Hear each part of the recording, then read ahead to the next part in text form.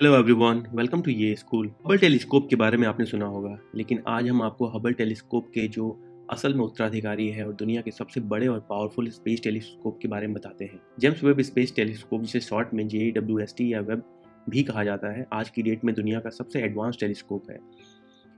इस टेलीस्कोप का लॉन्च 25 दिसंबर 2021 को नासा ने यूरोपियन स्पेस एजेंसी की लॉन्च साइट फ्रेंच गुयाना से किया था। इस लॉन्च को एरियन 5 रॉकेट द्वारा किया गया था और पिछले 1-1.5 साल में इस टेलीस्कोप ने बहुत सी नई आकाशगंगाओं के संकेत दिए हैं और विभिन्न स्टार्स और नेबुला इत्यादि की खोज की है।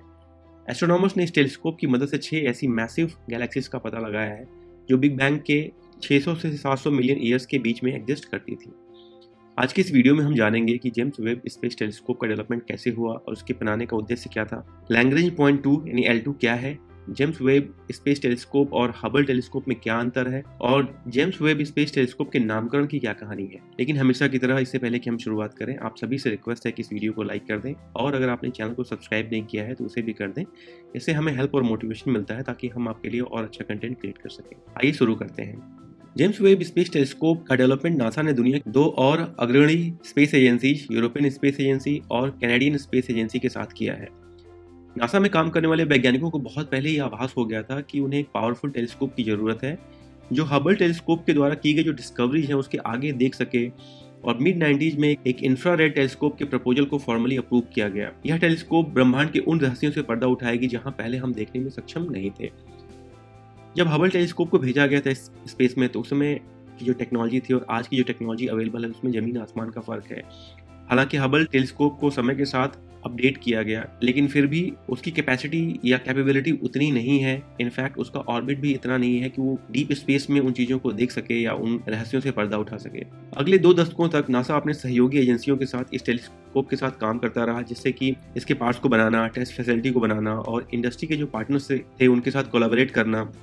2004 में जो वेब टेलीस्कोप है इसका कंस्ट्रक्शन स्टार्ट हुआ और 2011 में इसके 18 सेगमेंट वाले प्राइमरी मिरर का काम पूरा हुआ। 2014 के अंत में टेलीस्कोप जो 4 प्रमुख साइंटिफिक इंस्ट्रूमेंट्स थे उन्हें नासा को डिलीवर कर दिया गया और वहां से सारे कंपोनेंट्स को NASA Goddard space flight centre, जो कि मैरीलैंड में स्थित है USA में, वहां ले जाया गया जहां इसकी क्रायोजेनिक टेस्टिंग कंप्लीट हुई।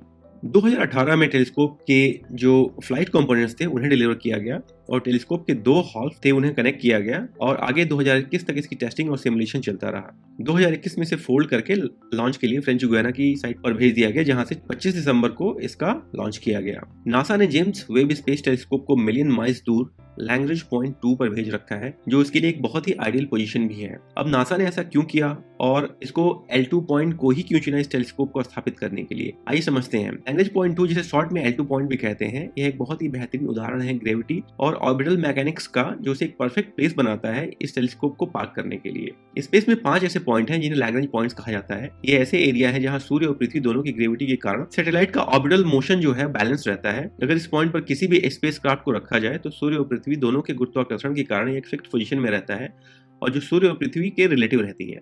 इसका सबसे बढ़िया बेनिफिट यह होता है कि स्पेसक्राफ्ट को बहुत ही कम एनर्जी की रिक्वायरमेंट होती है कोर्स करेक्शन के लिए। अब ये टर्म लैग्रेंज पॉइंट या L2 आपको फ्यूचरिस्टिक या फिर मिस्टीरियस लग सकता है, लेकिन एक्चुअल में यह नाम एक मैथमेटिशियन और एस्ट्रोनॉमर थे, जोसेफ लुइस लैग्रेंज, जो कि 1736 में इटली में पैदा हुए थे, उनके सम्मान में रखा गया था। इसका एक प्रमुख कारण था उनका contribution to understand classical and celestial mechanics. Lagrange ने 1764 में 3 बॉडी प्रॉब्लम, सूर्य, पृथ्वी और चंद्रमा जो एक दूसरे को ऑर्बिट कर रहे हैं, उसका अध्ययन किया और 1772 में एक सोल्यूशन की खोज की। उनके अनुसार 5 ऐसे स्पेस में स्टेबल पॉइंट्स हैं जहां अगर किसी ऑब्जेक्ट को प्लेस किया जाए तो वह एक फिक्स पोजीशन में रहेंगे जो बाकी 2 के रिलेटिव होगी। अब समझते हैं कि जेम्स वेब स्पेस टेलीस्कोप और हबल टेलीस्कोप में क्या अंतर है। जेम्स वेब टेलीस्कोप को हबल टेलीस्कोप का रिप्लेसमेंट माना जाता है, इसे हम उसे उसका उत्तराधिकारी भी कह सकते हैं। हबल की कमियों को दूर करके उसमें नई टेक्नोलॉजी और जो नए मॉडर्न इक्विपमेंट्स थे उनका उपयोग करके जेम्स वेब को बनाया गया है। वैसे तो हबल और जेम्स वेब में कोई तुलना नहीं की जा सकती, परंतु उनकी संरचना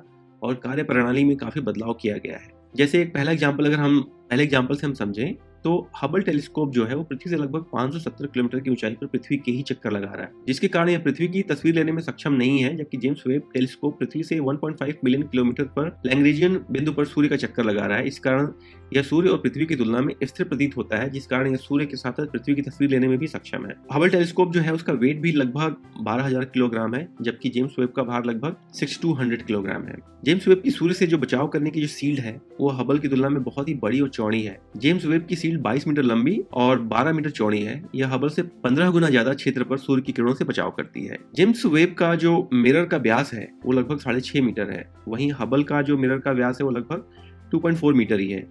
जेम्स वेब के मिरर का आकार बड़ा और उसका एरिया ज्यादा होने के कारण यह वस्तुओं को उतनी ही बारीकी से देख सकता है। जेम्स वेब जो है उसका जो ऑर्बिटल पीरियड है वो 1 साल का है, वहीं हबल का जो ऑर्बिटल पीरियड है वो 96 टू 97 मिनट है। इसका मतलब ये हुआ हबल प्रतिदिन पृथ्वी के 14 से 15 चक्कर लगाता है। नासा के अनुसार हबल सभी आकाश गंगाओं में सबसे छोटी और जो न्यूअर गैलेक्सीज हैं उनको देख सकता है। वेब जो नई आकाश गंगाएं हैं उनको भी देख सकेगा। इसके अलावा जो गैलेक्सी के शुरुआती रूप होते हैं या फिर जो बाहरी तारे हैं या तारों की जो उत्पत्ति होती है, कैसे तारे बनते हैं, उनको भी वेब देख सकेगा। साइंटिस्ट का ये भी कहना है कि काफी हद तक जेम्स हबल की बहुत सारी कमियों को पूरा कर सकेगा, इनफैक्ट उससे भी आगे जा सकेगा, जिससे कि हम लोगों को ब्रह्मांड की उत्पत्ति और जो उससे जुड़े हुए रहस्य हैं उनको समझने में आसानी होगी। जेम्स वेब स्पेस टेलीस्कोप को ये नाम कैसे मिला, इसके नामकरण की क्या कहानी है। जब नासा अपने इस प्रमुख टेलीस्कोप का डिजाइन और निर्माण कर रहा था तो नासा के एक एडमिनिस्ट्रेटर थे जिन्होंने एक तरफा रूप से जो इक्विपमेंट है उसका नाम जेम्स वेब के नाम पर रखने का फैसला किया।